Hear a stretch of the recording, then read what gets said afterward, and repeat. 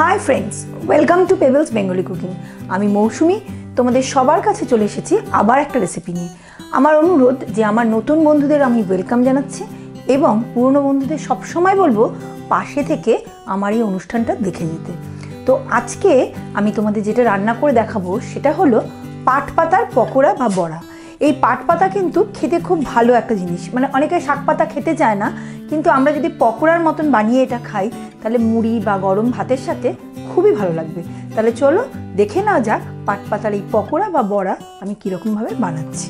তাহলে চলুন দেখে নেওয়া যাক পাট পাতার পকোড়া বা বড়া বানাতে আমাদের কি কি লাগছে। প্রথমেই বলি, লাগছে পাট শাক। আপনারা জানেন পাট শাক কিন্তু একটু লম্বা লম্বা হয়, তার থেকে কিন্তু শুধু আমরা এই পাতাগুলোকে কেটে রেখে দিয়েছি, মানে হাত দিয়ে দিয়ে টেনে নিয়ে যাওয়া যায়, সেখান থেকে কেটে ডালগুলো আমরা ফেলে দিয়েছি। এই পাট শাকটাকে আমি মানে ধুয়ে সুন্দর করে জল ঝরিয়ে রেখেছি, দেখেছেন? আচ্ছা, আর কি লাগছে? এইটা মাখার জন্য এই বড়ার যে ব্যাটারটা, পকোড়ার যে ব্যাটারটা, এটা করতে লাগছে চালের গুঁড়ো। এখানে আমি 3 বড় টেবিল স্পুন চালের গুঁড়ো নিয়েছি, মানে 1.25 কাপের মতন। এইটা ঠিক মাখার মতন। আমি আজকে যতটা শাক মেখেছি তার উপর ডিপেন্ড করছে, আপনারা যতটা মাখবেন তার উপর ডিপেন্ড করছে। আমি এখানে 3টে বড় টেবিল চামচ চালের গুঁড়ো দিয়ে এটাকে মেখে রেখেছি। আপনাদের সেটা দেখিয়ে দেবো আমি কি করে মাখছি। আর এই এখানে সম্পূর্ণ চালের গুঁড়ো দিয়ে করছি। চালের গুঁড়ো দিয়ে করলে কি হবে, এই পকোড়াটা খুব ক্রিস্পি এবং কুড়মুড়ে হবে, দেখুন। আর আপনারা চাইলে কিন্তু চালের গুঁড়ো বেসন দুটো মিশিয়েও করতে পারেন। বেশিটা চালের গুঁড়ো দিলেন, অল্প বেসন দিলেন। আমি এখানে পুরোটাই চালের গুঁড়ো দিয়ে করছি। লাগছে স্বাদ মতো নুন, লাগছে 1 চামচ চিনি,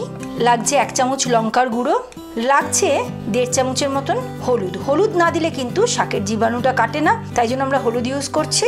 আর এর মধ্যে আপনারা চাইলে লাল লঙ্কার গুঁড়োর বদলে কাঁচা লঙ্কাও ঝিরিঝিরি করে কেটে এর মধ্যে দিতেই পারেন। এই পকোড়াটা ভাজবো আমরা সম্পূর্ণ রিফাইন অয়েলে, তাই আমি রিফাইন অয়েল নিয়েছি। সর্ষের তেলে ভাজলে এটা ভালো লাগবে না, এটা তাই রিফাইন অয়েলেই ভাজবো।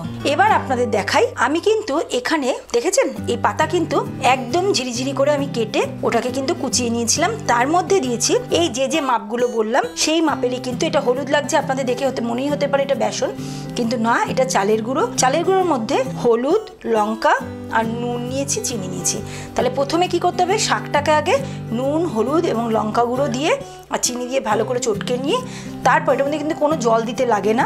যদি লাগে সামান্য 2-3 চামচ জল আপনারা দিতে পারেন। আর তার সাথে চালের গুঁড়ো, ঠিক ব্যাটারটা এরকম হবে, দেখুন, কোনো পাতলা না, একদম এরকম শক্ত। এরকম করে করে আমরা এইভাবে করে আমরা বড়ার শেপ দিয়ে বা পকোড়ার শেপ দিয়ে আমরা এটা ভাজবো। আরেকটা ভাবে আপনাদের বড়া করা যায়, সেটা কি, এই যে আমরা পাতাগুলো রেখেছি, এই যে পাতাগুলো রেখেছি, এই পাতাগুলোকে আপনারা 3-4টে পাতা একসাথে করে আপনারা ওই চালের গুঁড়ো, নুন, হলুদ, লঙ্কা, চিনি, তার সাথে একটু কালো জিরা দিয়ে একটা মোটা ব্যাটার করে নিয়ে ওর মধ্যে এরকম করে চুবিয়ে নিয়ে সেটাও কিন্তু আপনারা তেলে ভাজতে পারেন।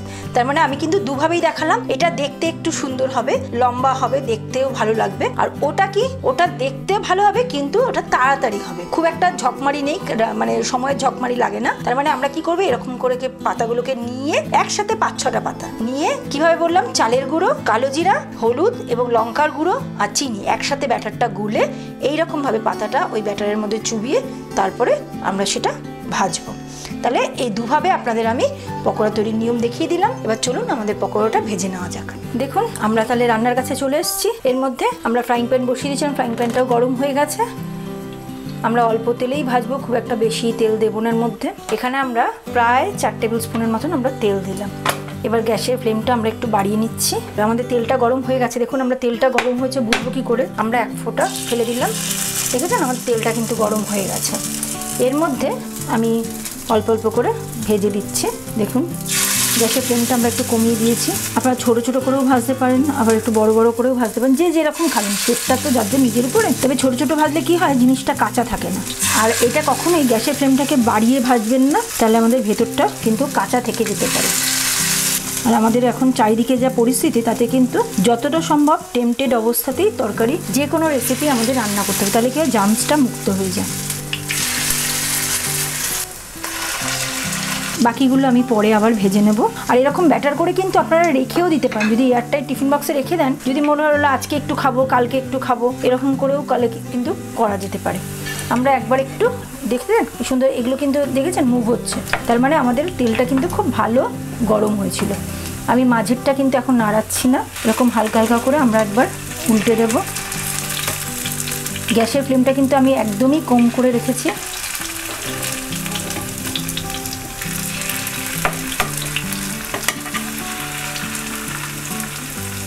পরে আমরা গ্যাসের ফ্লেমটাকে বাড়াবো। এইবার আমরা সবার লাস্টে যেটা দিয়েছি সেটাকে আমরা উল্টে দিচ্ছি। এইবার এটাকে আমরা একটু হওয়ার জন্য সময় দেবো। এই পকোড়া আর তার সাথে একটা শুকনো লঙ্কা ভাজা এবং একটু সর্ষের তেল যারা ভালোবাসেন, একটু গরম ভাতের সাথে নিয়ে বসলে আপনাদের আর কোনো তরকারি লাগবে না, কোনো কিছু লাগবে না, এটা দিয়ে আপনাদের ভাত খাওয়া হয়ে যাবে। এটাকে আমরা একটু ভাজার জন্য টাইম দেবো। এটা একটু হতে থাক, আমরা 1 মিনিট পরে আবার একটু উল্টে দেবো। দেখুন 1 মিনিট হয়ে গেছে, তার মধ্যে কিন্তু আমি একবার আবার উল্টে দিয়েছি। এটাকে না একটু এরকম করে প্রেস করে দেবেন, তাহলে কী হবে, জিনিসটা একটু মানে চেপে দিলে কী হবে, ভেতরের তাপটা একটু ঢুকতে থাকবে এবং কাঁচা আছে কিনা সেটা আপনি বুঝতে পারবেন। কাঁচা থাকলে কী হবে, ব্যাটারটার সাইড দিয়ে কিন্তু বেরিয়ে আসবে। আমরা এবার একটু গ্যাসের ফ্লেমটা বাড়িয়ে দিচ্ছি এবং আরও একবার আমরা একটু উল্টে দিচ্ছি। দেখেছেন হালকা কিন্তু, এই দেখুন এটা কিন্তু আবার হবে, তাই জন্য এটাকে আমরা আবার উল্টে দিলাম, আবার আগের মতন করে দিলাম। এটাও একটু হবে, আমরা দেখে নিতে হবে। এটা দেখুন হয়ে গেছে, একটু লালচে ভাব চলে এসছে। এটা খুব একটা সময় লাগে না, কিন্তু খুব ভালো একটা রেসিপি। আপনারা বিকালে কিন্তু চায়ের সাথেও এই ভাজাটা পকোড়াটা করে খেতেই পারেন, খুব ভালো লাগবে। এবং পাট শাক তো আমাদের শরীরের জন্যও খুব উপকারী। অনেক বাড়ির বাচ্চারা আছে খায় না, তাদের যদি এরকম পকোড়া করে এর উপর একটু চাট মশলা আর একটু বিট নুন যদি ছড়িয়ে দেওয়া যায় আরও ভাল লাগবে। আর সঙ্গে কিন্তু অবশ্যই শুকনো লঙ্কা ভাজা, ভাতের সাথে খেতে গেলে কিন্তু একটু শুকনো লঙ্কা, আমি দেখিয়ে দিচ্ছি আপনাদের কি করে শুকনো লঙ্কা এর মধ্যে ভাজতে হয়। এই তেলের মধ্যেই কিন্তু আপনারা একটু ফাটিয়ে ডান্ডি সমেত কিন্তু দিয়ে দেবেন। দেখুন আমাদের কিন্তু পকোড়াগুলো হয়ে গেছে, দেখুন আমাদের সব কটা কিন্তু লাল লাল হয়ে গেছে। এবার আমরা সার্ভিং প্লেটের মধ্যে এগুলো প্রত্যেকটাকে তুলে নিচ্ছি। আপনাদের বাড়িতে যদি কিচেন টিস্যু থাকে তার মধ্যে এটা তুলে নিতে পারেন, তাহলে কি হবে, তেলটা কিন্তু সোক করে যাবে। আমরা এবার গ্যাসটা বন্ধ করে দিচ্ছি। এরকম করে কিন্তু আমরা বাকিগুলো ভেজে নেবো, সেটা আর আপনাদের দেখাচ্ছি না। এরপরে আপনারা গরম গরম ভাতের সাথে বড়াটা পরিবেশন করে ফেলতে পারবেন। তাহলে দেখুন আমাদের কিন্তু পাট পাতার পকোড়া রেডি হয়ে গেছে। দেখে কিন্তু আপনারা একদমই ভাববেন না এটা পুড়ে গেছে, তার কারণটা হলো এটা পাট শাক এমনি খুব ডার্ক সবুজ, সেটা কিন্তু ভাজলে এরকম কালার আসে, খুব সুন্দর। আপনারা বুঝতেই পারবেন, একটা এরকম করে ফেললে একটা আওয়াজ আসবে, একদম ক্রিস্পি, খুব করকরে হয়েছে। আর তার সঙ্গে কিন্তু আমি এই যে শুকনো লঙ্কা ভাজা, এটা কিন্তু আমি গরম গরম ভাতের সাথে পরিবেশন করব। আর আমার মনে হয় আপনারা খুব এই চটজলদি রেসিপিটা খুব ভালো করে দেখে নিয়েছেন। আর আমার মনে হয় আপনাদের রান্নাও করতে ইচ্ছা করবে। আমার মনে হয় করে দেখুন না, আপনারা এই রান্নাটা করে দেখলে, কাটো তো কেমন যেন মনে হচ্ছে কি আমি ভুলভাল কিছু বললাম। অবশেষে আমাদের কিন্তু পাট পাতার পকোড়া তৈরি হয়ে গেছে, দেখেছেন? একবারও কিন্তু দেখে ভাববেন না এটা পুড়ে গেছে। এটা আপনারা দেখুন, এটা লাল, কারণ হলো এই পাতাটার রঙই কিন্তু খুব ডার্ক সবুজ।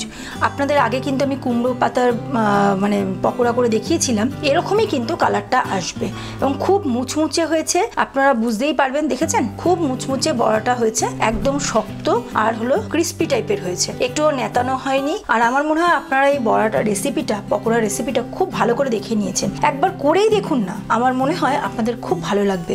গরম গরম ভাতের সাথে এই শুকনো লঙ্কা ভাজা আর এই পকোড়া দিয়ে যদি ভাত খান, তাহলে কিন্তু এক থালা ভাত কিন্তু শেষ হয়ে যাবে, এটা আপনাদেরকে প্রতিশ্রুতি দিয়ে বললাম। তাহলে অবশ্যই রান্না করে ফেলুন এই পাট পাতার পকোড়া এবং লিখে জানান কেমন লাগছে। আর যদি ভালো লেগে থাকে তাহলে কিন্তু পেবেলস বেঙ্গলি কুকিং চ্যানেলকে সাবস্ক্রাইব করতে ভুলবেন না, লাইক ও শেয়ার করতেও ভুলবেন না। কমেন্ট বক্সে লিখে জানাবেন আপনাদের এই পকোড়া রেসিপিটা কেমন লাগলো। যদি আরো অন্যান্য ধরনের পকোড়া খেতে ইচ্ছা করে, সেটাও আমাকে কিন্তু জানাতে পারেন। তাহলে চটপট রান্না করে ফেলুন এই পাট পাতার পকোড়া।